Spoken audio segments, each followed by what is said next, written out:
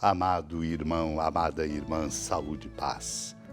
Ao redor de nossa mãe amada, Mãe Maria, que sempre nos inspira a abrir o coração e a escutar amorosamente a palavra de Deus para dizermos a Ele que nos chama o nosso sim, aqui estamos, para esta experiência. Desejo de coração que ela seja enriquecedora do seu coração. Sobretudo, cresça no coração de cada um de nós um grande amor à Mãe de Deus e nossa. Um amor grande a ela, para com ela entrarmos sempre e permanecermos na escola de seu Filho, aprendendo à luz da sua palavra o caminho novo, para nos renovar, renovação de que todos nós precisamos. Introduzo, portanto, para abrir o nosso coração e iluminar a nossa mente, uma profunda reflexão tirada do Tratado contra as Heresias de Santo Irineu, um bispo. Ele comenta assim, introduzindo o seu comentário com uma pergunta: quem é Deus dos vivos, senão o único Deus, acima do qual não há outro Deus? O mesmo anunciou o profeta Daniel quando Ciro, rei dos persas, lhe disse: por que não adoras Bel? É um trecho do livro da profecia de Daniel, no capítulo 14, versículo 15. E Daniel respondeu: porque não adoro imagens fabricadas pela mão do homem, mas sim o Deus vivo, que criou o céu e a terra e tem o domínio sobre todo o vivente. Aquele que era adorado pelos profetas como Deus vivo é o Deus dos vivos, como é também o Verbo que falou a Moisés, repreendeu os saduceus, concedeu-nos a ressurreição e manifestou aos que eram cegos duas verdades: a ressurreição e o Deus vivo. Portanto, meu irmão, minha irmã, se ele não é um Deus de mortos, mas de vivos, aqueles pais dos quais se proclamou Senhor, vivem certamente nele e não são mortos, porque são filhos da ressurreição. O próprio Senhor Jesus é a ressurreição, como ele mesmo afirmou: eu sou a ressurreição e a vida. E os pais são seus filhos, porque o profeta disse: a teus pais sucederão os teus filhos. Por isso, Cristo com o Pai é o Deus dos vivos que falou a Moisés, que se manifestou aos pais. Isso ensinou ele aos judeus quando disse: Abraão, vosso pai, exultou na esperança de ver o meu dia. Ele o viu e encheu-se de alegria. Por quê?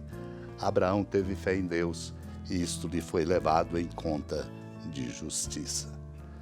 Naquele tempo aproximaram-se de Jesus alguns saduceus que negam a ressurreição e lhe perguntaram: mestre, Moisés deixou-nos escrito, se alguém tiver um irmão casado e esse morrer sem filhos, deve casar-se com a viúva até garantir a descendência para o seu irmão.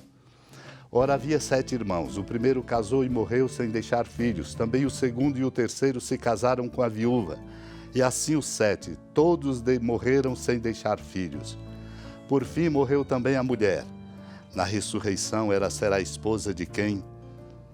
Todos os 7 estiveram casados com ela. Jesus respondeu aos saduceus: nesta vida os homens e as mulheres casam-se, mas os que forem julgados dignos da ressurreição dos mortos e de participar da vida futura, nem eles se casam, nem elas se dão em casamento.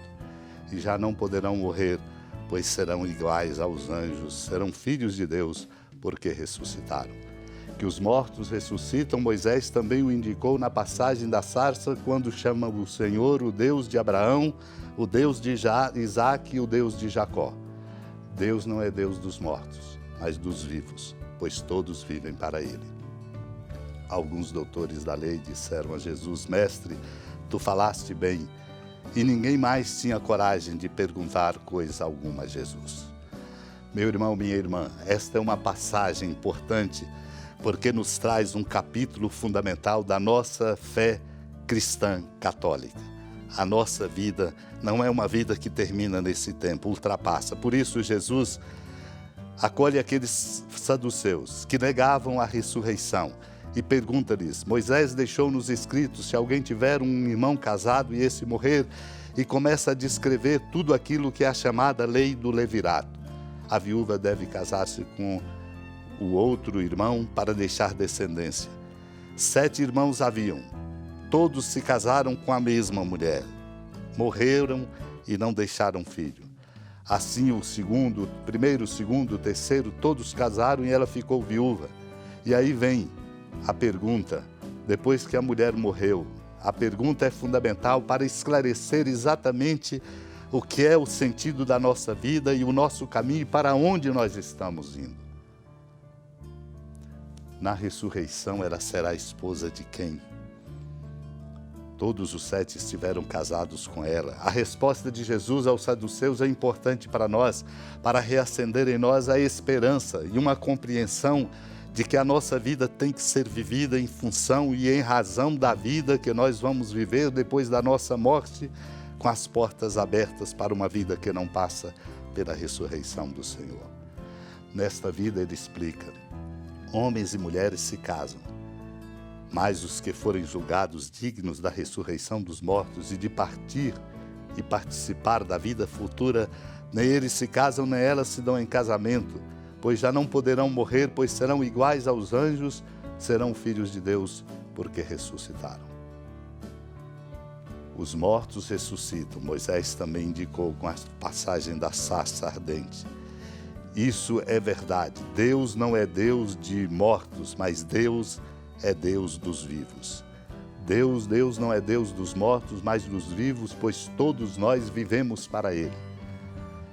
Os mestres da lei reconheceram que Jesus havia ensinado o que devia e disseram, mestre, tu falaste muito bem. E não tinham mais condições de perguntar. Esta é a resposta, meu irmão, minha irmã. Precioso é o que nos ensinam as conferências de Santo Tomás, de Aquino, presbítero, quando diz, em primeiro lugar, a vida eterna une-nos a Deus, pois Deus mesmo é o prêmio e a consumação dos nossos esforços todos. Esta união consiste na visão perfeita, vemos agora como por espelho, em enigma, depois face a face. Deus nos ajude a compreender este caminho para que nós vivamos de modo mais digno e, sobretudo, com uma esperança não apenas depositada em coisas, mas na vida eterna em Deus, pela força do seu amor. Supliquemos esta graça para que assim possamos qualificar a nossa vida e fazer dela sempre, já, agora, um dom, e um dom que se desabrochará para sempre numa vida que não passa. Supliquemos. Senhora da piedade, Mãe Virgem do Cristo Deus. Lembrai-vos, ó piedosíssima Virgem Maria, que nunca se ouviu dizer que alguém daqueles que, tendo recorrido à vossa proteção, implorado a vossa assistência e reclamado o vosso socorro, tenha sido por vós desamparado.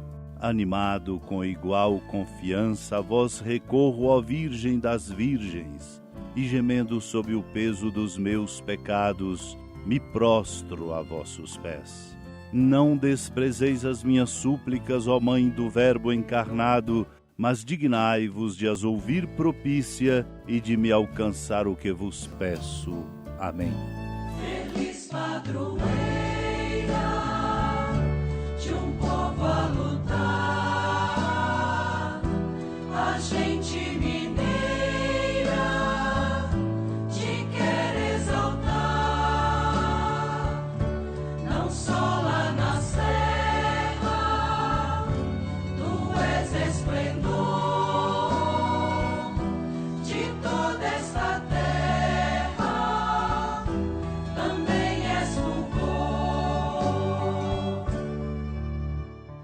Amado irmão, amada irmã, com alegria do Santuário Basílica da Padroeira do Estado de Minas Gerais, a Senhora da Piedade, que da sua casa de clemência e bondade nos acompanha e nos abençoa, do alto da serra, magnífica arquitetura divina, a bênção de Deus, amor misericordioso, Pai, Filho e Espírito Santo, desça sobre sua família, proteja sua casa, sustente sua vida, fecunde o caminho missionário de nossa igreja, nos encha de sabedoria e permaneça conosco para sempre. Amém.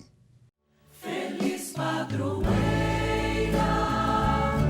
de um povo a lutar, a gente